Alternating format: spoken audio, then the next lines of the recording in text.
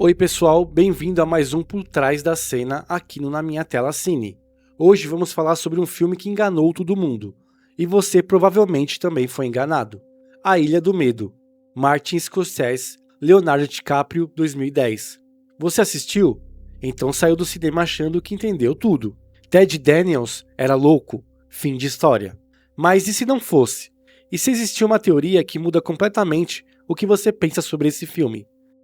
Que talvez o verdadeiro horror não seja a loucura de um homem, mas a capacidade de uma instituição destruir alguém completamente inocente.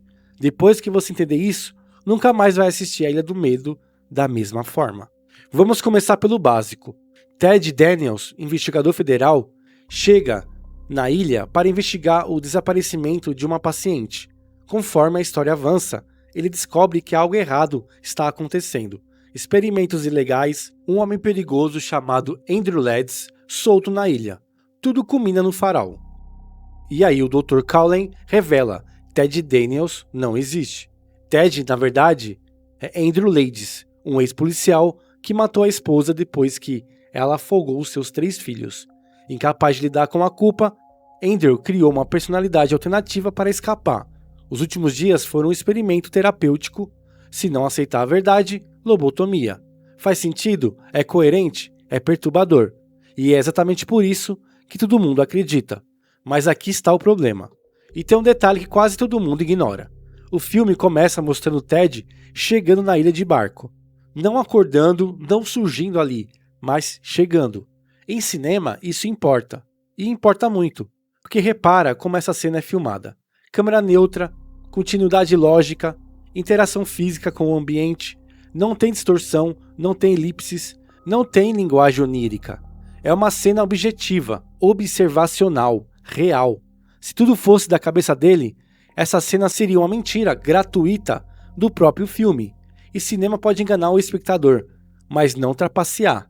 Existe uma regra implícita. O filme pode ocultar informações, mas não pode mostrar algo objetivo que nunca aconteceu sem propósito narrativo. E se fosse tudo uma encenação terapêutica dentro do hospital, o filme poderia começar com Ted já na ilha, ou acordando no hospital. Mas Scorsese escolhe mostrar o deslocamento até a ilha. Isso diz, de forma silenciosa, esse homem não pertence a esse lugar.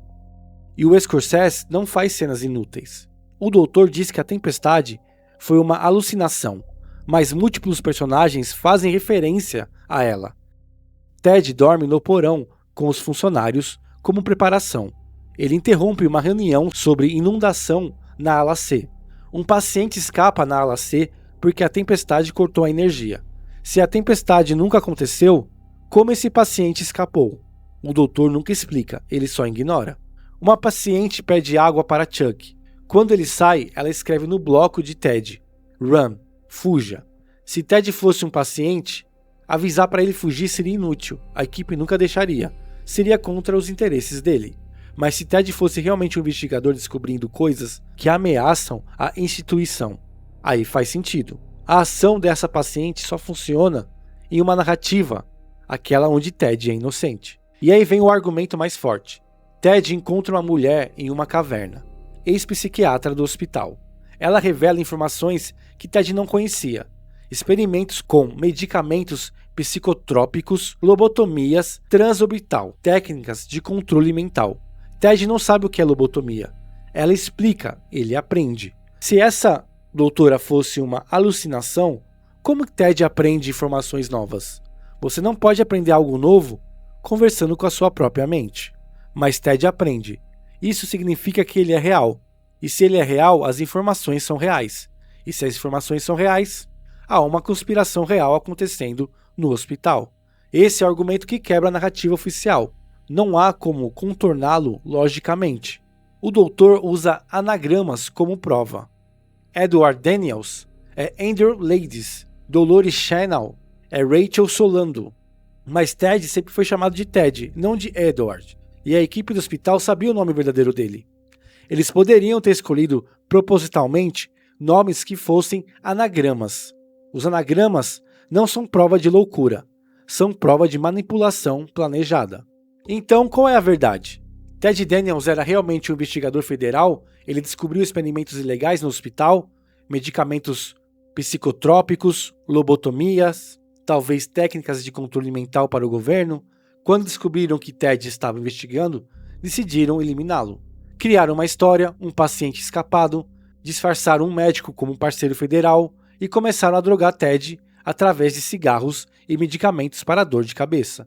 Todos no hospital, todos fingindo, todos trabalhando para convencer Ted de que ele era louco. Existe um conceito psicológico, efeito da verdade ilusória. Quanto mais vezes você ouve algo, mais provável é que aceite, é que acredite, mesmo que seja falso. E você sabe onde isso acontece? Em campanhas de desinformação, em manipulação psicológica. Ted é bombardeado com a narrativa de que é louco. Todos dizem isso, com as drogas induzindo alucinações reais. A linha entre realidade e fantasia fica borrada.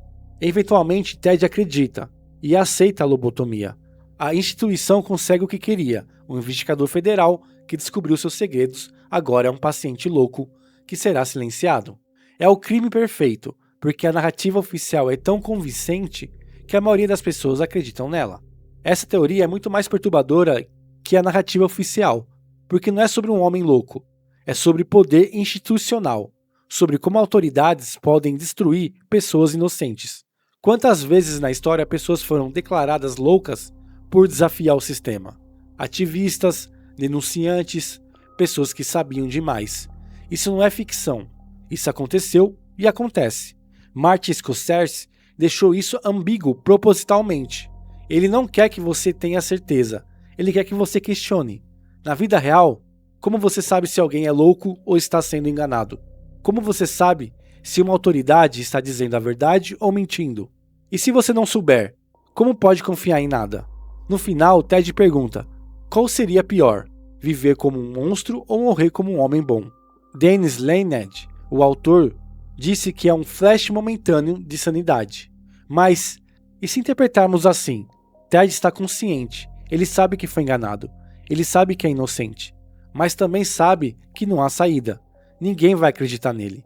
Então ele faz a escolha final, aceita a lobotomia, porque é melhor morrer como um homem bom do que viver como um monstro que ninguém acredita. Essa interpretação torna a frase final não um sinal de loucura, mas um ato de desespero, de alguém completamente derrotado por um sistema que não pode combater. Então, qual é a verdade? Ted era louco ou foi enganado? O filme não quer que você saiba com certeza.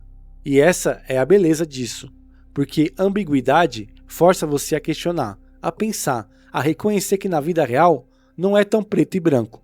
Pessoas inocentes são acusadas de crimes que não cometeram, pessoas são silenciadas por instituições poderosas. A Ilha do Medo não é apenas um filme sobre um homem louco. É um filme sobre como a verdade é construída, como narrativas são controladas, como autoridades podem destruir pessoas, e como todos nós podemos ser enganados. Quando você assistir o filme novamente, preste atenção, não apenas na história que o filme quer contar, mas na história que ele está deixando você descobrir. Porque talvez, só talvez, Ted Daniels nunca foi louco. Ele foi apenas um homem que sabia demais. Mas isso foi o que eu vi na minha tela, e você o que viu na sua. E agora eu quero saber, você acredita que Ted era louco ou foi destruído pela instituição? Comenta aí embaixo, porque se você acredita nessa teoria, esse vídeo não pode morrer aqui. Compartilha com alguém que também foi enganado por esse filme. E se você quer mais análises que vão mudar a forma como você vê cinema, se inscreve no canal e ativa as notificações. Obrigado por assistir e até a próxima.